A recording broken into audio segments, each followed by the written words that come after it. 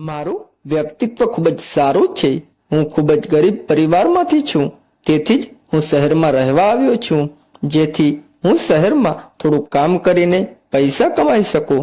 હું ભણેલો હતો એટલે મેં વિચાર્યું કે હું ઘરે ટ્યુશન આપીશ અને છેલ્લા 1 વર્ષથી ઘરે બાળકોને ભણાવીશ। હું ટ્યુશન માટે ઘણી જગ્યાએ જાઉં છું, જ્યાં એક 18 વર્ષની છોકરી છે જેને હું ટ્યુશન આપું છું। તેના ઘરમાં કુલ 4 માણસો છે। તે છોકરી, તેની ભાભી, તેના ભાઈ અને માતા। ભાઈ હંમેશા તેના કામથી દૂર રહે છે। તે છોકરી પણ ખૂબ જ સુંદર છે, પણ મેં તેના વિશે ક્યારે ખોટું વિચાર્યું ન હતું। પણ જે તેની ભાભી છે તેની ઉંમર 28 વર્ષની હોવી જોઈએ, પરંતુ તે ખૂબ જ સુંદર છે। હું તેના ઘરે ટ્યુશન માટે જાઉં છું અને જ્યારે હું તેને જોઉં છું ત્યારે મને એવું જ લાગે છે જેથી મને આ સાથે બધું કરવાનો મોકો મળે। બાજુઓ કેટલી સુંદર છે અને એક તે કેટલી મોડલ છે। હું તેના ઘરે ભણાવવા ગયો હતો, ત્યાં એક સુંદર છોકરીને ભણાવતો હતો અને તેની ભાભી નજીકમાં બેઠેલી હતી। હું તેના પરથી નજર દૂર રાખી શકતો ન હતો। આજે તેણે લાલ રંગની સાડી પહેરી હતી, તેના વાળ ખુલ્લા હતા, તે ખૂબ જ સુંદર દેખાઈ રહી હતી। હું વિચારી રહ્યો હતો કે તે કાશ મારી લાઈફમાં આવી કોઈ સ્ત્રી હોય, પણ જ્યારે મેં ધ્યાનથી જોયું તો તે માત્ર મને જ જોઈ રહી હતી અને તે હસતી હતી। ખબર નથી કેમ મને લાગ્યું કે તે મારી તરફ ઈશારો કરી રહી છે। થોડી વાર પછી છોકરીએ મને કહ્યું કે સર, હું 2 મિનિટમાં આવીશ, મને મારે વોશરૂમ જવું છે। તે મને ઉપરથી નીચે સુધી પ્રારંભ જેવી લાગતી હતી। પછી તે ત્યાંથી ઊભી થઈ અને મારી સામે જોઈ રહી હતી અને તે મારી નજીક બેઠા હતા। મારા ખભા પર હાથ મૂકીને તે તેમના રૂમમાં ચાલ્યા ગયા। જ્યારે તેણે મારી સાથે આવું કર્યું ત્યારે લાગ્યું કે મારી ખુશીની કોઈ સીમા ન હતી। હું ખૂબ જ ખુશ થઈ ગયો। હું ઘણા સમયથી આ શિકારમાં વ્યસ્ત હતો કે જો હું આ ભાભીને ઓળખી શકું તો મને ખૂબ જ મજા આવશે, પણ મને સમજાતું ન હતું કે આ ભાભી અચાનક મારી તરફ કેવી રીતે ઈશારો કરવા લાગી। અત્યાર સુધી તેણે મને કોટ પણ આપ્યું ન હતું, પણ મેં તેના પર બહુ ધ્યાન આપ્યું નથી। આ બાબતે આપણે ક્યાં જવું જોઈએ? જવા દો, અમને તક મળી રહી છે, તેથી તેણે આજુબાજુ ફરવું પડ્યું નથી। તેણે તેનો પૂરેપૂરો લાભ ઉઠાવવાનો છે। હું વિચારી રહ્યો હતો કે તેની પાસે કેવી રીતે જવું। ઘરમાં એવું કોઈ ન હતું કે જેને હું શીખવતો હતો, તે માત્ર તે છોકરી હતી। થોડી વાર પછી તે પાછી આવી। 5 મિનિટ સુધી મેં તેને કહ્યું કે ત્યાં સુધી અભ્યાસ કરો, હું તેને તરત જ બોલાવીશ અને જરૂર પડશે તો પાછો આવીશ। તેણીએ કહ્યું, ઓકે સરજી। પછી હું મારા કાનમાં ફોન રાખીને ગુપ્ત રીતે ભાભીના રૂમ તરફ ગયો। રૂમનો દરવાજો ખુલ્લો હતો। હું અંદર ગયો અને ભાભીએ ઊભા થઈને રૂમનો દરવાજો અંદરથી બંધ કરી દીધો। આ બધું જોઈને હું ખૂબ જ અધીરો થઈ રહ્યો હતો। હવે મને લાગ્યું હતું કે મને આ કરવાનો મોકો મળશે। ભાભીની આંખોમાં સ્પષ્ટ દેખાતું હતું કે તે ખૂબ જ ખુશ છે। તે હસતી હતી અને તે ખૂબ જ સુંદર લાગી રહી હતી। પછી તેણીએ તેનો હાથ મારા ગાલની નજીક ખસેડ્યો અને કહ્યું, હું જાણું છું કે તમે મને પસંદ કરો છો। તું હંમેશા મારી તરફ જુએ છે, મને તું બહુ ગમે છે। મેં ભાભીની કમર પકડીને મારી તરફ ખેંચી અને તેમને મારી પાસેથી દૂર કર્યા। તે પછી મેં તેઓ ક્યાં છે? હું તમને ખૂબ જ પસંદ કરું છું। તમે એટલા સુંદર છો કે કોઈ તમને જોઈને રોકી શકશે નહીં।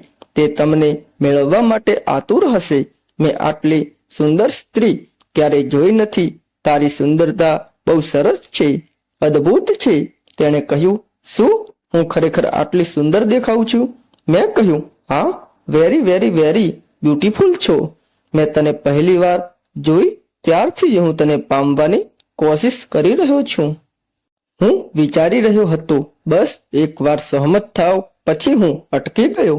તેણી કહેવા લાગી, એ પછી તું શું કહું? મેં કહ્યું, એ પછી તો તું મને હંમેશા યાદ રાખીશ। તેણે કહ્યું, ઠીક છે, હું તને આ મોકો આપીશ, પણ બદલામાં તું મને શું આપીશ? મેં તેને કહ્યું કે હું તને ખૂબ જ ખુશ કરીશ, પરંતુ તે પૂરતું ન હતું. તેણે કહ્યું, બસ, મારા પતિ અહીં નથી રહેતા, તે બહાર રહે છે. મને પણ તારી જરૂર છે. હું પણ ખૂબ જ એકલી અનુભવું છું. જ્યારે મેં તને હંમેશા મારી તરફ જોતા જોયો, ત્યારે જ મને ખબર હતી કે તું મારી સાથે આ બધું કરવા માંગે છે. એટલે મેં વિચાર્યું કે હું તને એક તક આપું અને મારી એકલતા પણ દૂર થઈ જશે. પણ એ બધું કરતા પહેલા તારે મારા માટે એક કામ કરવું પડશે. મેં હસતા હસતા કહ્યું, મારે શું કામ કરવું પડશે? મને કહો. મારે તમારા માટે જવું પડશે. આટલી સુંદર સ્ત્રીનો અંત કોણ લાવી શકે? તેણે કહ્યું, પહેલા તમે મારી સાથે થોડો રોમાંસ કરો, તે પછી હું તમને કામ કહીશ. કામ ખૂબ જ મહત્વપૂર્ણ છે અને મને લાગે છે કે તમે આ કામ તમારાથી સારું કોઈ કરી શકશે નહીં. તમે મારા ઘરે આવી શકો છો અને જઈ શકો છો, પરંતુ મારા ઘરની બહાર જવું મારા માટે ખૂબ જ મુશ્કેલ છે. તેથી જ મારે તમારા દ્વારા આ કામ કરાવવાનું છે. મેં કહ્યું, હું કરીશ. તમે હમણાં જ મને તકનો લાભ લેવા દો. અને આમ કહીને મેં તેને મારી બાહોમાં લીધી અને પછી થોડી વાર તેની સાથે રોમાંસ કર્યો. ભાભીએ મને તેની ખૂબ નજીક આવવા ન દીધો. હું તેની સાથે વધુ કરી શક્યો ન હતો. તેણીએ મને રોક્યો હતો કે પહેલા તું મારું કામ કર અને પછી હું તને તક આપીશ. મેં પણ કહ્યું, ભાભી, તે ઠીક છે. તમે ખૂબ જ સુંદર છો. તમારી રાહ જોવી એ રાહ જોવી યોગ્ય છે. જો તમે મને મજા આવશે તો તે હસવા લાગી અને તેણીએ કહ્યું કે અત્યારે કોણ તમારી રાહ જોઈ રહ્યું છે? હું ફરીથી તે છોકરી પાછી આવ્યો અને થોડા સમય તેને ભણાવ્યો. તે પછી હું જતો રહ્યો. હું તેને રાત્રે લઈ જતો અને હું ભાભીનો ફોટો જોતો હતો, કારણ કે મેં ગુપ્ત રીતે તેણીના કેટલાક ફોટાઓ લઈ લીધા હતા. તે એટલી સુંદર હતી કે મને લાગે છે કે તેણીને જોતા જ મને ઊંઘ ન આવી. જ્યારથી તે આજે મારી આટલી નજીક આવી છે, ત્યારથી હું બેચેની અનુભવવા લાગ્યો હતો. હું માની શકતો ન હતો કે હું જે સપના જોતો હતો તે મારી સાથે થઈ રહ્યું છે. મેં ક્યારેય વિચાર્યું ન હતું કે તે સ્ત્રી તેની છોકરીનું ટ્યુશન વાંચવા માટે બીજા દિવસે ફરી ક્યારે મારી નજીક આવશે. ભાભી એમ જ રહે છે. થોડી વાર વાંચીને મેં ફરી ભાભીને ફોન કર્યો અને બહાનું બનાવીને હું ભાભીના રૂમમાં ગયો.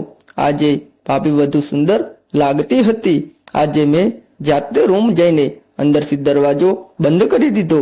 ભાભી કહેવા લાગ્યા, શું વાત છે? તમે બહુ અધીરા થઈ રહ્યા છો. મેં કહ્યું, ભાભી, તમે એમ કરો, આવું નથી થતું.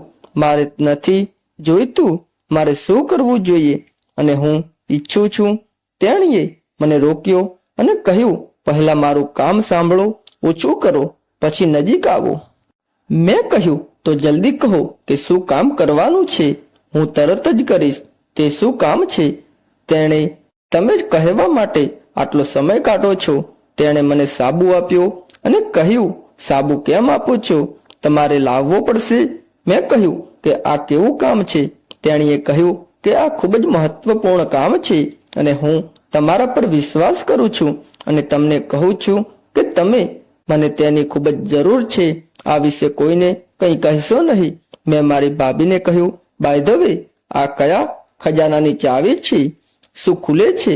મારી સાસુ પાસે ઘણું સોનું છે, પણ તે મને કશું આપતી નથી અને મને હંમેશા તેના પર ક્રશ છે.